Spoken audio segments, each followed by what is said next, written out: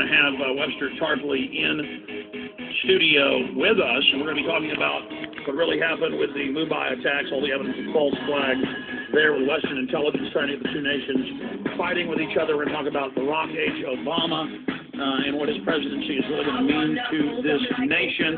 Also with the Supreme Court meeting today to consider further hearings on checking his U.S. citizenship and demanding his original birth certificate. We'll talk about that as well. Webster Tarpley in studio. But he was listening out in the green room during the break when I was covering Canadian Prime Minister wins suspension of Parliament.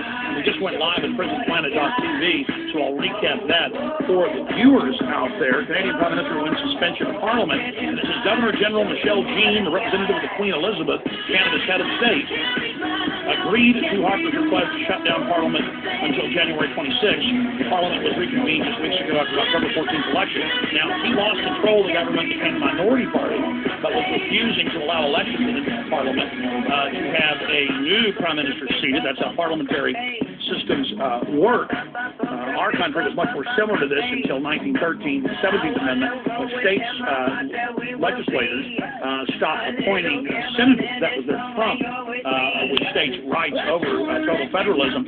But this is Imperium here because she is the head of state, and Canadians, Australians, and others in 20-plus Commonwealth nations always say, oh, well, that's just figurative, that's just ceremonial, her as the head of state. No. If you read the charters of these Commonwealths, it is the parliaments that are ceremonial, and it is the Queen's governorship, or through her governors, that is actually the power. So there it is in Reuters, and every time I mention these reports, people just don't believe me. Webster Tarpley's written books on the British Imperium, and many articles on it, and its form of government. So the time we have left in this limited segment, Webster, I would love to, well, first off, welcome you to the studio, but then also give you a chance to break down the article. Thank you very much, Alex. Thank you for inviting me. It's wonderful to be here, and congratulations to you for everything that you're doing.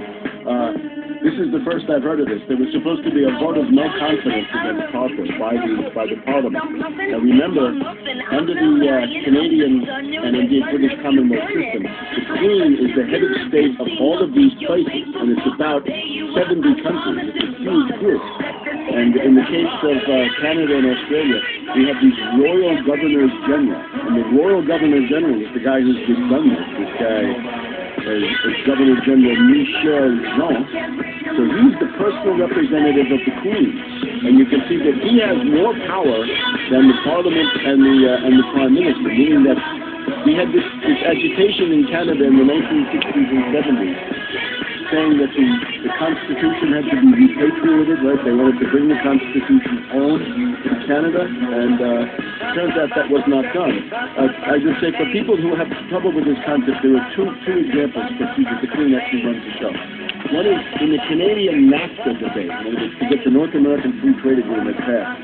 The Queen named new senators to the Canadian Senate.